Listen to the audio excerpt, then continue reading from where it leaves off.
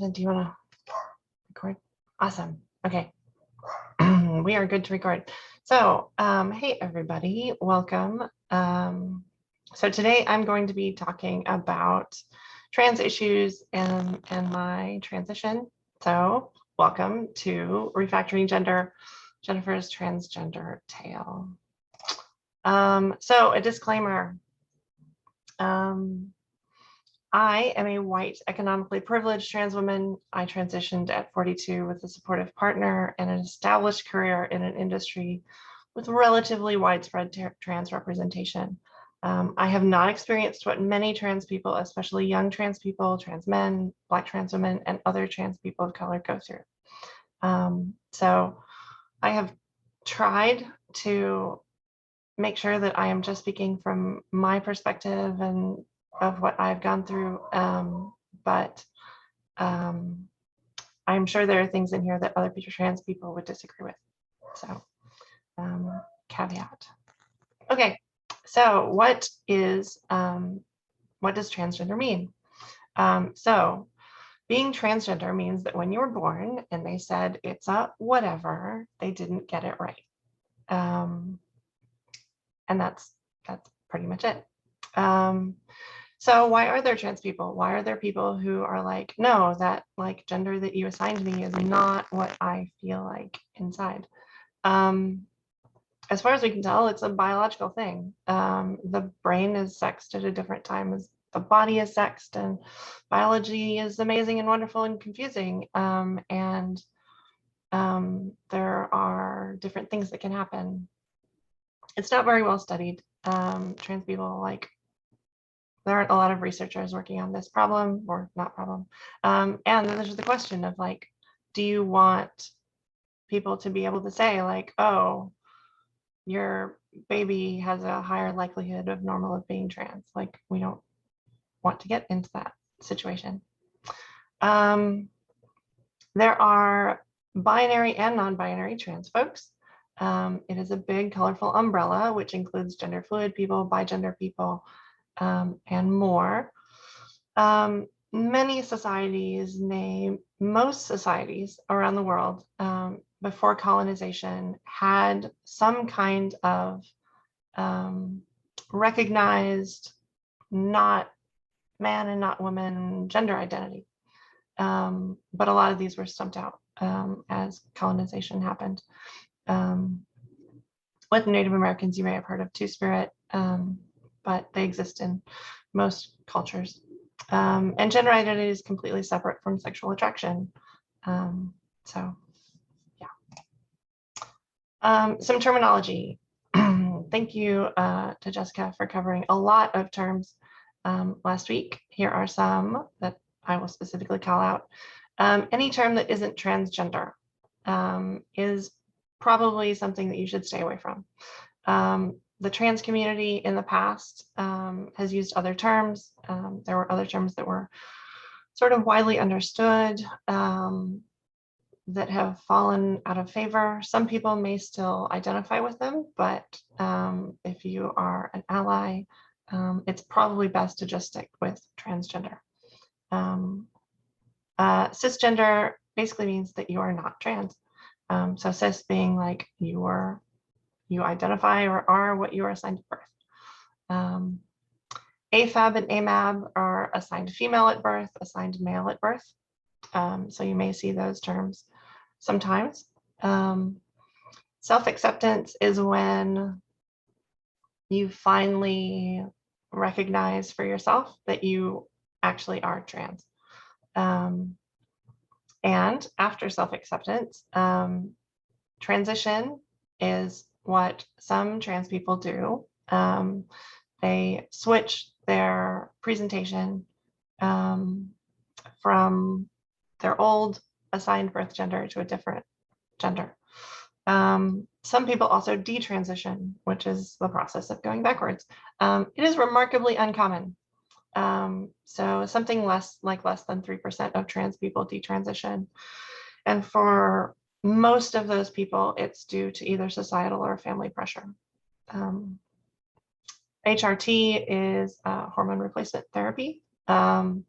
The most common thing as far as like a transition goes these days for trans women, you'll take something to suppress or block the absorption of testosterone, and then you'll take like estrogen or some thing like that. For trans men, it's testosterone.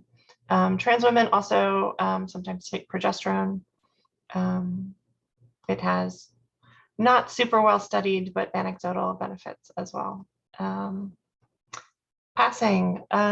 Passing is a term and concept sort of fraught with issue. Passing is when you can move about in public and people do not know that you're trans, or they don't clock you as trans. Some people don't want to pass. Some people have a very hard time with passing. Some people pass extremely well and still have intense anxiety about it. And it's one of those things that's really difficult because once someone knows you're trans, they can't really tell you if you're passing or not. So you really only get one shot. And usually if you find out that someone has clocked you, it's not going very well. Surgery. Surgery can mean a lot of different things to a lot of different people. For trans men, this is often top surgery. For trans women, it can be a couple of different surgeries. So if you see a trans woman talking about, I'm going to get surgery, you can't make an assumption of what kind of surgery it is.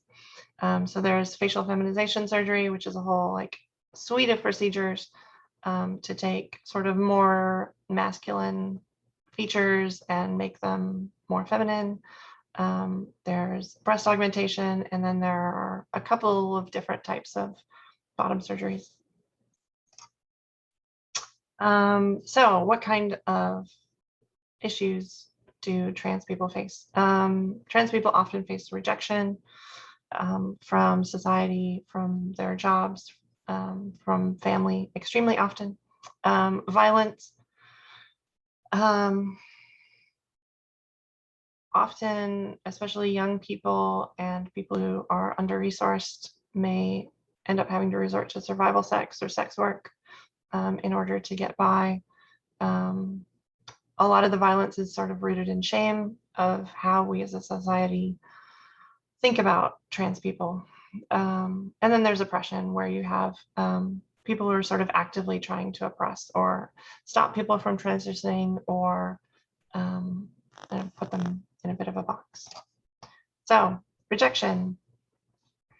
Last year, there was a Supreme Court case that Amy Stevens originally brought.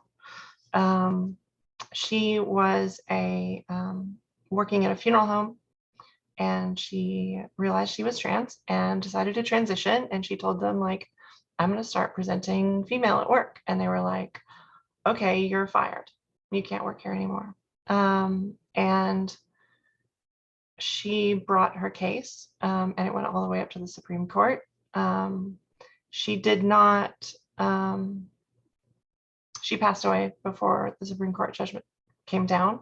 But that was one of the sort of landmark LGBTQ judgments that came down last year, that said that being trans and a transgender identity is a protected sex characteristic as far as discrimination goes. You could not separate a trans identity from sex. In the upper right, I don't know a ton of trans men. I know a ton of trans women, but not a lot of trans men. So I saw this in a Slack I'm in the other day, and I was fascinated because I'm very sort of up to speed and aware of like the issues that trans women come across, but the idea of someone kicking someone out of a like men in crypto group because someone was assigned female at birth like boggles my mind. But apparently it doesn't boggle everyone's mind. So someone who has been transitioned for 12 years, like they wouldn't know unless you told them, but you told them and they decided that they didn't want you in their group anymore. At the bottom right, This is June. She is a pastor in Canada.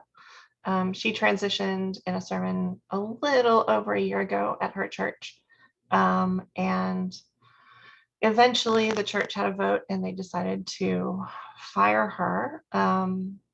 It was really close. And I know June personally, and in the end, it kind of came down to people who didn't actually like attend church anymore, but were still on the rosters who voted and sort of pushed it over the edge.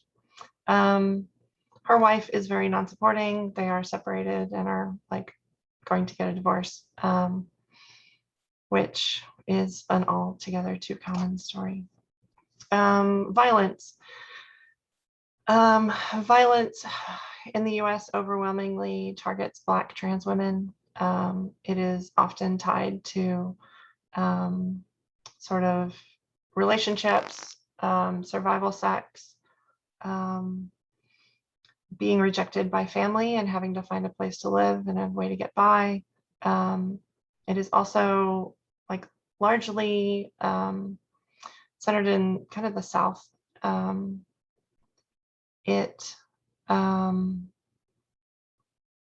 Globally, more trans women are killed in Brazil than anywhere else.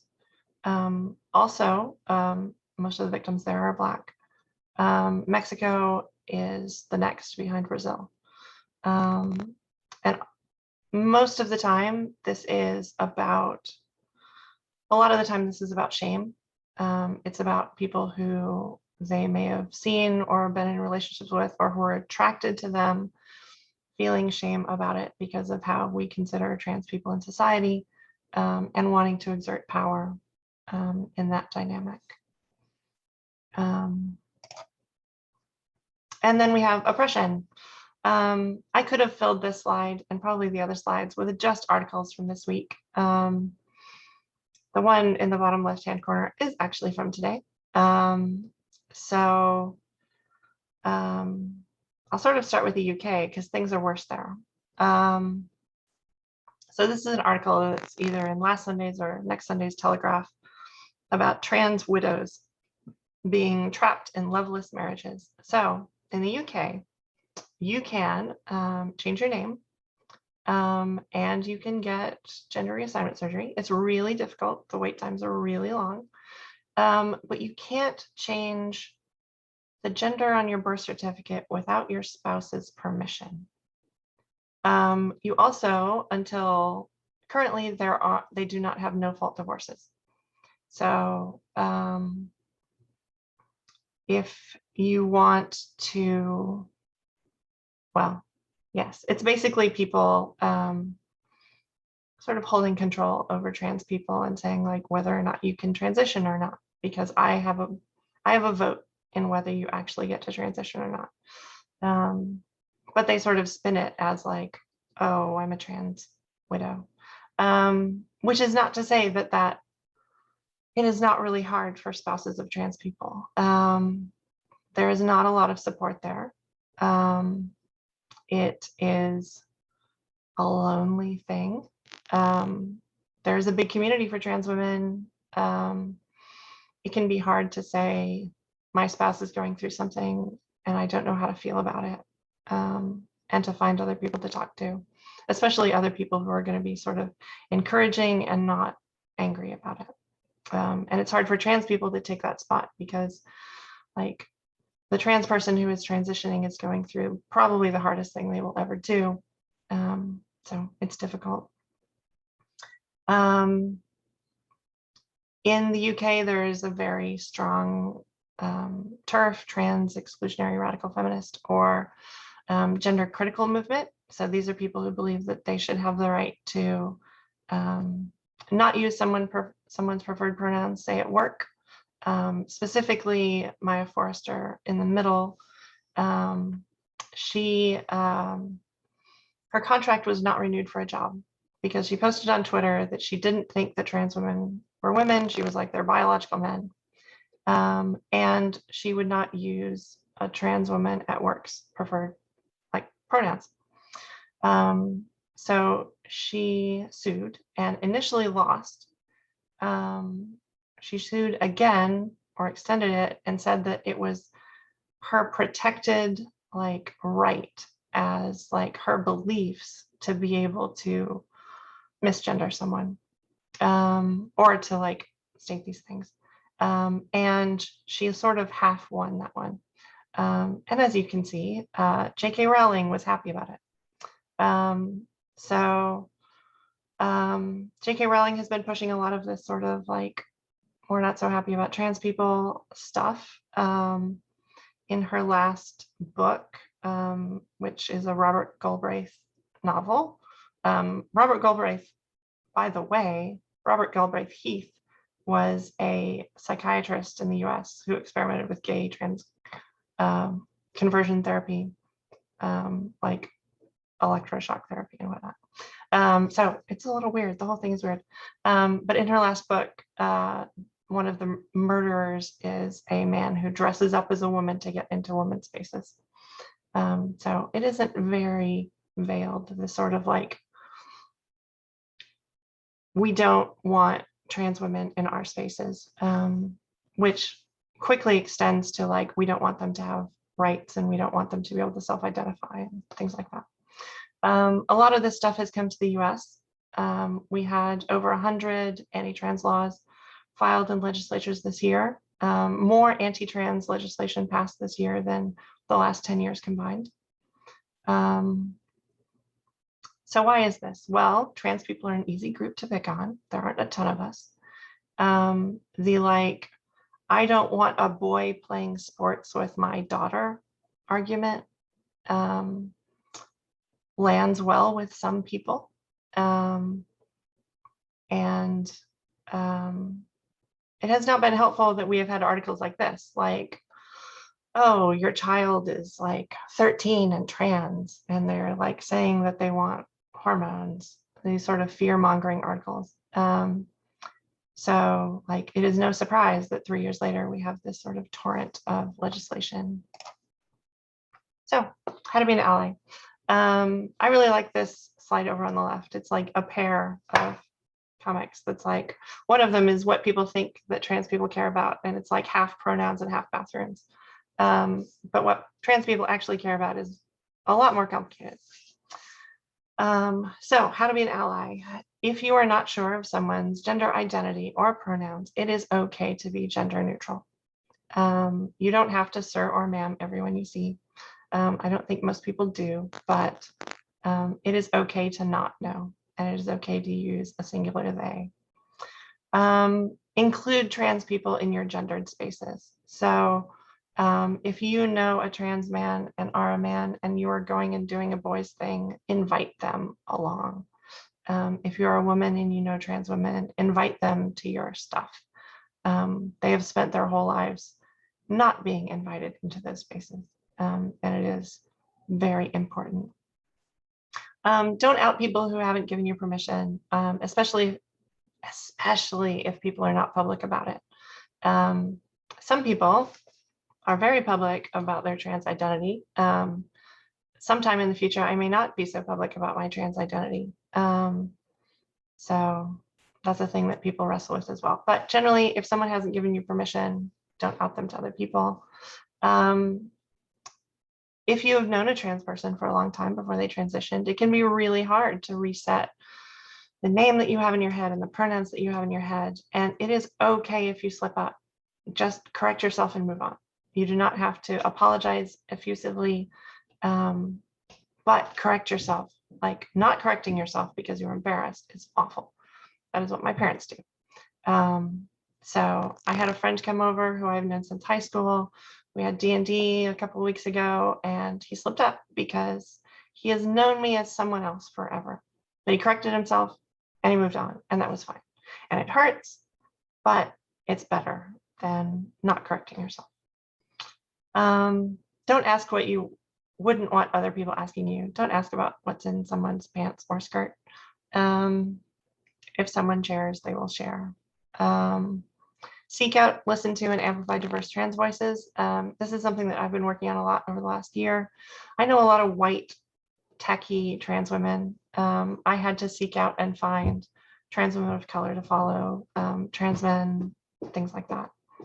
And supports trans rights and trans people. Like, show up. We need you to show up. So now a story. So I will give you a moment to read this comic. I wish that time travel existed and it was this easy. Unfortunately, it is not this easy. So who was I before? And like, how did I end up here? So when I was little, I wanted to be Princess Leia and Maid Marian. I grew up in Spain. My parents were missionaries to the US military, and we didn't have TV. We didn't go to the movies. We had like a couple of VHS tapes, and we had Star Wars, and we had The Adventures of Robin Hood with Errol Flynn and Olivia de Havilland. And I wanted to be them. I had great girlfriends. Like, it was easy for me to make friends with girls. I have a extremely sharp memory of going to school in the 3rd grade and sitting on the swing set and having an older boy I knew come across the playground in like this black mini skirt. And he was like, oh yeah, it's gender swap day at school. And I was like, what? Like, that's a thing? But you also quickly learn to be ashamed if you voice those desires.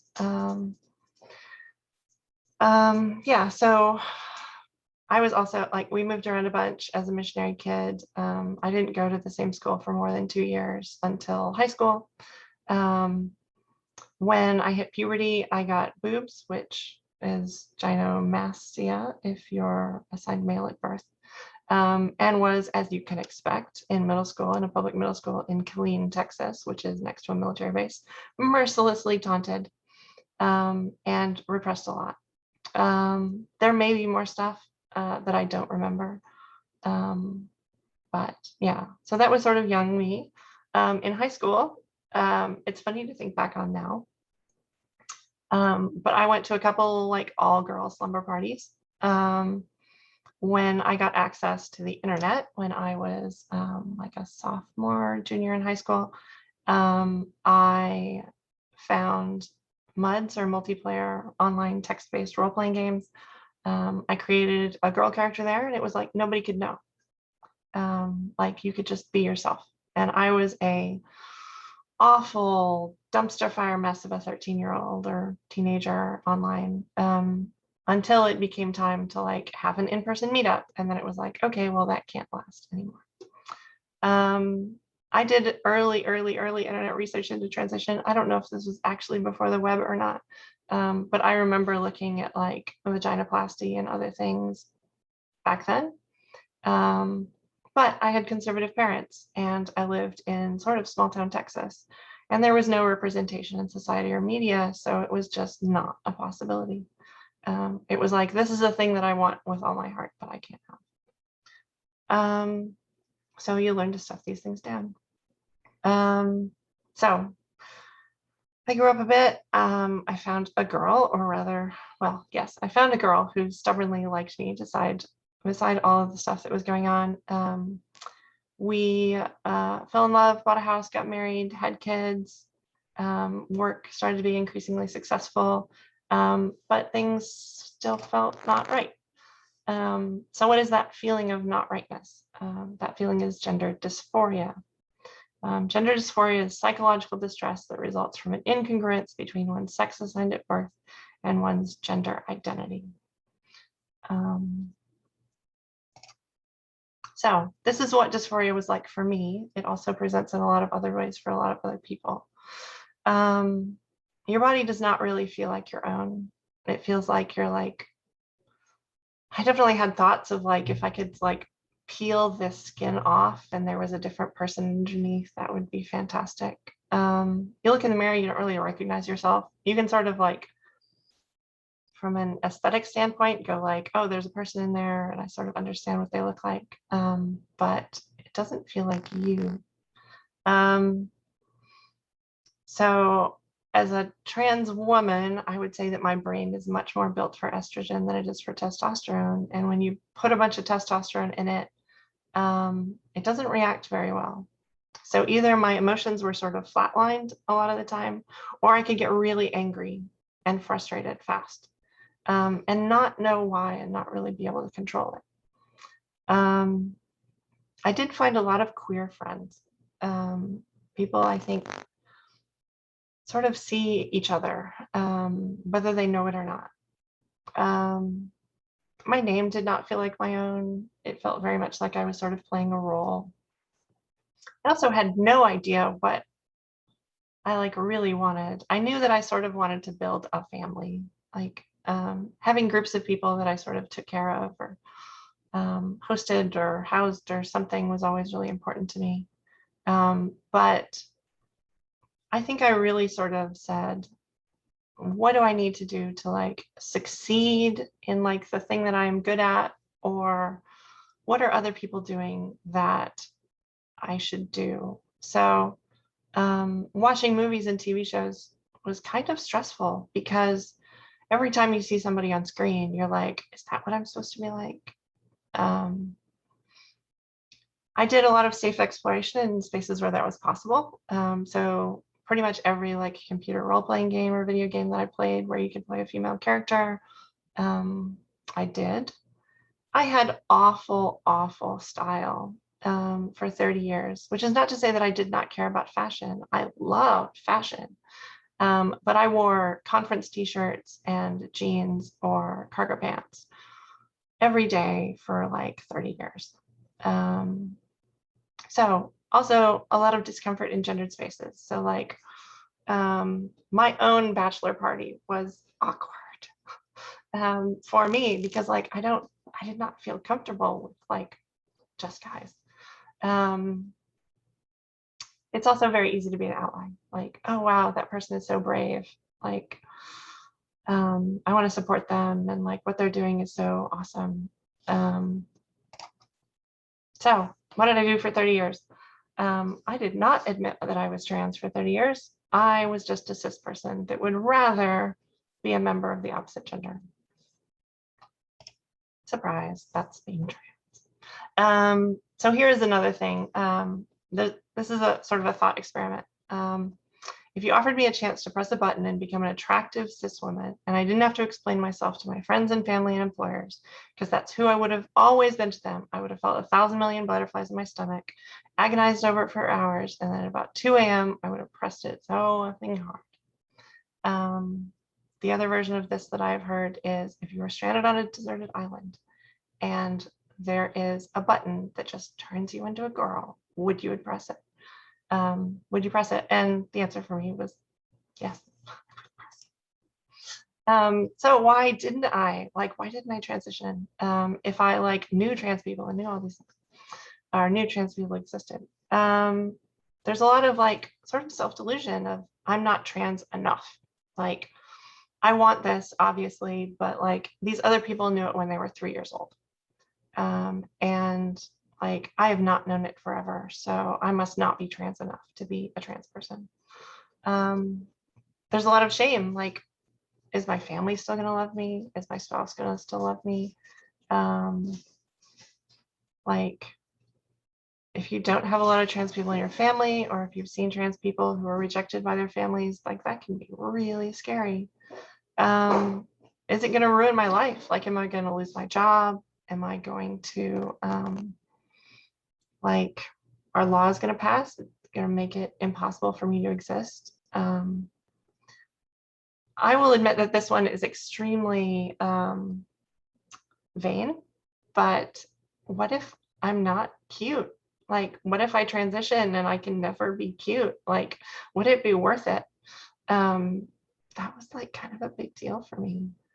And then disbelief. He was like, don't think it's possible. Like, it doesn't seem possible if you have not started transitioning to actually transition. So what did it for me? It all for me came down to visibility, and two things that sort of happened at around the same time. So in May of 2019, I went to PyCon in Cleveland. It's a programming conference for the Python programming language. And there in the middle left is Thea Flowers. She gave a presentation. And like I saw her and she was like young and cute and happy and like accepted in the community and a trans person, and like that was hard. Like I really did not enjoy that conference because I was just sitting there like miserable because I had a like he him pronoun sticker on my badge and I did not want it. So like a month after that, Emily Vanderwerf, who worked at Vox, came out in this article about The Handmaid's Tale. So Emily, before she worked at Vox, she worked at the AV Club. She wrote a bunch of reviews of the TV show Community, which I was really into. So I'd read a lot of her work. She is also adopted, like I am. And she wrote a long essay on adoption and like challenges being adopted with conservative parents that really like connected with me. So when she came out in this article and she was 37, I was like, ugh. So it was awful. When you self-accept and realize that you are trans and like that's just it, you're trans, you can't like put that genie back in the bottle. Like you can't close Pandora's box and just decide not to be trans, or at least you may be able to sort of delude yourself into it or talk yourself into it, but it's hard. And now you have all of these things that you have to do or consider, and all of these things in your life that are broken and that are not great. So I had to do a lot of stuff. So the first thing I did, you'll note June 6th is 3 days after Emily's article came out. I actually set up an alt Twitter account and like joined the trans Twitter community because I couldn't engage with my like main Twitter account, which had my dead name in it because I had terrible foresight. So there was a community on Twitter that I could engage with of people who are kind of like me, and I could read what they had written and I could learn from them. Eventually, I joined a Slack community that Emily ran of a bunch of her sort of Twitter friends, which has been fantastic for me because I have this community of trans women who have mostly not been out for very long that I can support and talk to and ask questions of, which is really handy. They do a Zoom every Sunday night, which I don't usually make because I have kids, but it's really, really important to have a community. So the next thing I did is I came out to my wife, and that was very hard. And when Emily talks about it, her marriage, she's like, the relationship that you have kind of dies at that point, and you have to start from scratch because the assumptions that you built on are sort of no longer valid. But you have all this baggage from the relationship that you have had and all these assumptions and all these feelings. And it's really difficult. And it has been a challenge. It is not easy. I asked my therapist, which I got in January of last year. I was like, how many of the trans women couples like that you had, like how many of them stayed together? And she was like, in my therapy group, like everybody who was a couple stayed together, but that is not common. I don't know what the actual statistics are, but I've like, if you are a straight cis woman and your wife comes out as trans, like you may just not be able to make that work. And that's okay. So I found a therapist, then I had to find a doctor. There's a lot of gatekeeping around trans medicine. Most general practitioners, which I didn't have anyway, don't know about it and aren't going to want to prescribe or are going to be utterly uninformed. Here in Austin, we have an informed consent clinic, which means that you can walk in and say like, I'm a girl, I want hormones, and they will say like, okay, here's a page of all the things estrogen will do to you. You probably actually want most of these things to happen, and you will say yes, and then they will prescribe it to you. Unfortunately, the wait time for that was like 4 months for an appointment. So I ended up going with a private practice who had someone on staff who sort of did that for a lot of trans people. So I started HRT February 29th of last year. Switching hormones, and the main hormone your body runs on, is not good for your reproductive system and sort of how it's built. So if you want to have kids, you have to consider those things, and you have to plan ahead. And you have to do it kind of before you go on HRT. Then we had to figure out like when to tell the kids, when to tell other people. I came out to the kids a year and 11 days ago. And then sort of just be out. I came out at work, I guess in July, and on Twitter and Facebook, and well, I created a new Facebook account, but yeah, that was sort of the process. So what has it been like? There are some great things. My wife and kids have been amazing. My kids' school was like utterly welcoming, even when I was just sort of like not on HRT yet, not out yet, but playing with gender presentation, or not experimenting with gender presentation. Work was great, both where I was at Vox and here at Swiftly. Personally, there is no longer pressure to be a person that I am not. It is also okay for me to be wrong. I felt a lot of pressure before I transitioned to be like the confident dude who knew what was going on and was always correct. And now I can apologize constantly and it's okay. And I can use exclamation points to end every sentence in an email and it's just fine. I also have much better relationships with other women. It is like way easier to connect, and like that sort of barrier has dropped, which is wonderful. Biology wins. I have more curves than I used to before, and they are in better places. I will not get into details there since this is work. Your skin softens if you go on estrogen. Testosterone leads to sort of oily, dry skin, or oily skin, oily kind of rougher skin. Estrogen makes your skin soft and dry, which is why you need to moisturize all the time. My feet have shrunk, which is good because when I transitioned, I was a woman size 13, and there aren't a ton of those in the racks at the shoe department.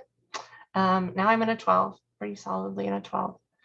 I put maybe shorter. Some people actually shrank. I know somebody who got 2 inches shorter. I kind of hate her, but good for her. I had Irma measure me recently and I have not lost any height, which, oh well. But I actually, yes, so hard to quantify facial changes. So I can look at a selfie of myself from a year ago and a selfie of myself now. And like, obviously they're kind of the same person, but obviously they're different. They're like way different. But it's hard to point out. It's not like my nose turned upside down or something. Like the changes are sort of subtle, but they add up to what feels like a lot. But I like who I see in the mirror. And it happened maybe 4 to 6 months after I went on hormones. Like I looked in the mirror and suddenly I liked who I saw, which was nice. Things that are not so awesome.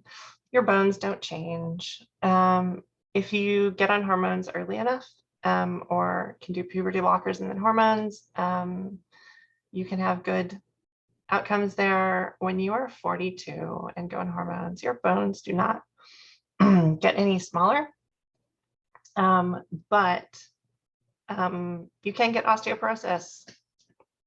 So yeah, fun.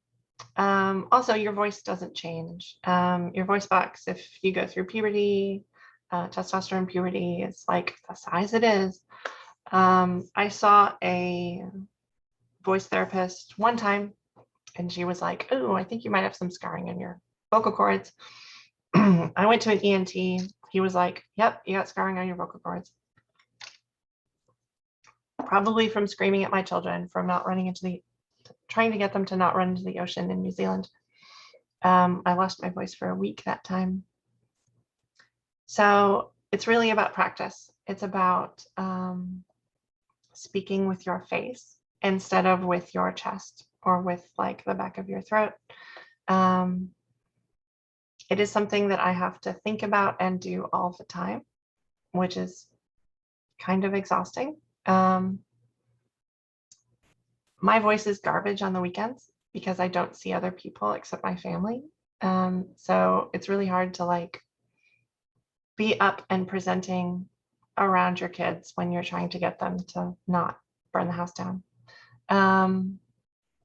So I think I am getting a little bit better at this. I recorded a voicemail message for myself a couple of weeks ago, and I was like, that sounds not bad. It is way easier for me to do my voice well when I am not also trying to think of what to say. When I'm reading a children's book, I feel like I do awesome. But if you want me to think about something or solve a problem at the same time, it is hard for my brain to do both. So some of the bad stuff. Being gendered correctly and accepted has a big impact on my mental health. So I am fortunate in so far as my style and presentation is super feminine. But when my parents slip up or when other things happen, it can be hard and it has an impact. I sort of have half acceptance from my family. My parents love me and want to be involved with our lives and their grandchildren, but my dad is writing his autobiography and the correct me is not in it. And there is no talk of like me now. It sucks to have people really not like you. And especially during the legislative session, it was hard to see news come in every day and know that it was really important that you had to show up and be loud about it and do things about it, but also it's hard to justify your existence and know that people don't recognize that or don't like to see people like you. That sign over on the left, in Tennessee, they passed a bill and the governor signed it that said, if you are a business or an organization that has bathrooms and you know that trans people might use them, you have to put this sign up outside of the restroom. So it's very much a like sort of, we're not going to ban people from using restrooms, but we're going to agitate everybody about this. And we're going to give ourselves a good reason to like go after people we don't like. There are a lot of places I can't go. I'm glad I went to Morocco before I transitioned because like going to a lot of places in Africa just aren't going to happen anymore. I never know when bad things might happen. Like I never know when I might interact with someone who might clock me and have a really bad opinion of trans people. That is sort of a new thing for me. It's not a new thing for most women or minorities, but it's a new thing for me. The future doesn't look good for trans rights here, especially in conservative places, and they're worse almost everywhere else. So 20 European countries, including Finland, require that trans people be sterilized before their gender identity is recognized. Japan, South Korea, and many others require you to have gender reassignment surgery in order to be recognized. And in the UK, there is a committee which decides whether you've lived long enough as a woman to meet their requirements in order to change your birth certificate and be listed as a bride on a marriage certificate. So Yeah, it's not great. It is surprisingly better in South America. A lot of South American countries just have sort of self-ID. Like you say, I'm a trans person, and you can change your identity on your official documents and stuff like that. That can lead to a lot of suicidal and depressive thoughts because, like, I can't go back. Like, I can't stop being a trans person. I can't make my life easier anyway. Like, there are no other options. And like when things are really bad, it can be really hard. And there's also a lot of guilt because it would be a lot worse if I wasn't in the position I'm in. I am a relatively affluent white person who lives in the suburbs. And when I drive my minivan to the grocery store and buy groceries, like I just sort of blend in, even though I'm 5'10". And a lot of people don't have that privilege. I do have hope. New York City finally got rid of their walking while trans law. For a long time in New York until this year, I think. If the police saw you as a trans person, they could just arrest you on suspicion of prostitution because you were a trans person. A lot of, most of the anti-trans laws that came up this year did not pass. There is a lot more stuff like the rallies for Black trans lives in New York and places like that. It's great to see people sort of coming out for those things. Representation is increasing. So Pose has been popular. The Euphoria show, Elliot Page coming out, I think has been very helpful. And access to treatment is slowly improving. More informed consent clinics are available. There's now an online service that you can subscribe to that will basically be your HRT physician, but it's not cheap. Like if you're a poor trans person or if you're a trans kid living with your parents or something, like that is still not necessarily an option. So some awkward questions you may have, which I will ask and answer on your behalf. Why are you out every 6 to 10 weeks? So HRT doesn't do anything for facial hair. And once you go through testosterone puberty, you're stuck with it. So you can do laser hair removal, which I did a bunch of, but it doesn't do anything for white or blonde hairs or on dark skin. So every like 10, 13 weeks, I drive up to Dallas and there is a place that will do full face electrolysis in sort of one session. So I can't shave for like 4 days before, which makes me feel awful. And then I sit in a chair and they inject lidocaine into my face all over the place. And then they zap and pluck every one of the hairs on my face. And it takes like 4 hours. And I'm fortunate because I went through laser first. And then you pay them about $1,000 and you go back to your hotel room and you spend the next couple of days swollen. And I still probably have some bruises down here. And it's been like almost 2 weeks. It's getting easier. The goal there is that like there will be less hair each time, but I've been 4 times already. So yeah. Why is everyone trans these days? Why are like 1/3 of the kids in California in high school identifying as like trans or gender nonconforming? Because rigid structured gender roles suck.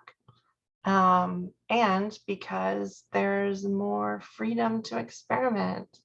I do not expect that most of these people will necessarily take their gender identity through to adulthood. They will experiment and they will change their minds and they will learn about themselves.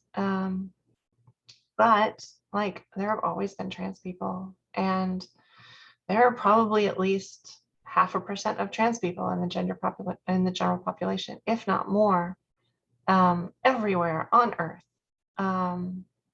You didn't hear about a lot of them because a lot of them stayed in the closet. So sexuality can change. When you flip the hormones that are in your head, sexuality can change. I know a trans woman who she initially identified as a gay man. She got married to a woman out of like family obligation. They had kids. She got divorced because she identified as a gay man. And then she realized she was trans. She went on hormones. And like 3 months later, she realized she was pan. And now she's in a relationship with a woman. And she's like really good friends with her ex-wife, which is great and fantastic. And like, it just didn't work out. But it can change things. And there's actually quite a bit of, it is a difficult thing in the trans community to say. It's easy to be a trans woman lesbian. Like that is what people expect. It is harder when people say, I might be bi or I might be straight. People have a harder time with that. And people have a hard time saying that because of sort of the acceptance that they might get. What are things that make you uncomfortable? The term guys makes me uncomfortable. I realize that lots of people from California and in the tech industry and other places don't have a good term for a group of people that they might be talking to. I am from the South, or at least have been for a while, so I can use y'all or everyone, but I am not a guy, and that does kind of irritate me. This is something that may be a surprise, may not be, hopefully will not offend anyone, but I actually have a hard time with drag. Not as like a thing that exists, but as a thing that I have complicated feelings about, because I am sort of doing gender performance all the time, but it is also who I am. And my style is also very femme, and I am mildly terrified of not doing things the right way in a way that could be construed or perceived as by someone as like doing an exaggerated gender performance. Also in some of like the early seasons of like RuPaul's Drag Race, I remember like someone would say like, oh, I'm actually like a trans woman, and like, well, you're not on the show anymore. And I think that has like sort of improved. RuPaul has some like history with like not super trans supportive stuff. But like even before I transitioned, like the whole thing kind of made me feel weird. What am I the most worried about? I am worried that I will lose access to hormones, that the things that make me feel like myself, I will no longer have. I worry that family will be more complicated. I worry that I will end up stuck in a situation where people will not accept me and it will be difficult for my family. I worry that laws will pass and we will have to move. I worry that things will get worse before they get better. Yeah. So am I really happy? I am. I am very happy. It is the best thing that I have done for myself in my life. And it was incredibly hard. But when I look in the mirror and when I talk to people, it is like, it's great to be me now. I didn't mention this, like one of the things that was one of those like really dysphoria things before I transitioned was I would see old men and I would just like despair because I did not want to be one of those people. Like that's fine. I'm glad they exist. I'm glad they're happy and they're like socks and sandals and shorts and whatnot. But like, I did not want to do that. So now I get to be an old lady, and that's fantastic. So here are some resources. Trans Lifeline, if you know a trans person, or if you're having issues and dark thoughts or things like that, Trans Lifeline is there 24 hours a day. I got this link from a trans man that I talked to. It is a guide for trans men who are like thinking about that. I think it's more of a blog, but sort of like talks about somebody's progress. This is a Medium post of Black trans-led and trans-serving organizations and initiatives. Here are a collection of Twitter accounts I follow. So I'll call out a few. There are some like sort of general like organizations and news sources. Caitlin Burns is Transcribe on Twitter. She is a trans journalist. She covers a fair amount of trans issues for different publications. She was on contract at Vox for a while and they didn't renew it, and that really pissed me off. And I didn't say that that was the reason I left Vox when I left Vox, but it did not help me stay. Sydney Bauer, I know she's on the Trans Slack with me. She writes a lot of good stuff. Amanda Jetnox is, she has a trans daughter and a trans spouse. So she's like firmly in the ally camp. But she's written a lot and posts a lot. And then Emily Vanderwerf. So books I have read. Love Lives Here is Amanda Jetnox's book about her daughter coming out and then her wife coming out. It's good. The trans self-care workbook is adorable. If you have a trans person that you know, like I can highly recommend that. Super Late Bloomer is a comic by Julia Kay. It's a collection of her comics about like her process of coming out. The Prince and the Dressmaker is a children's book. It's like a graphic novel. It's not specifically trans. It's sort of set historically, but like the main character has a female persona that they take on through the book, and it's really beautiful. So things I haven't read. I have not read Yes, You're Trans Enough. I've heard that it is good. There's also the book Detransition Baby, which is a novel that a trans author recently wrote.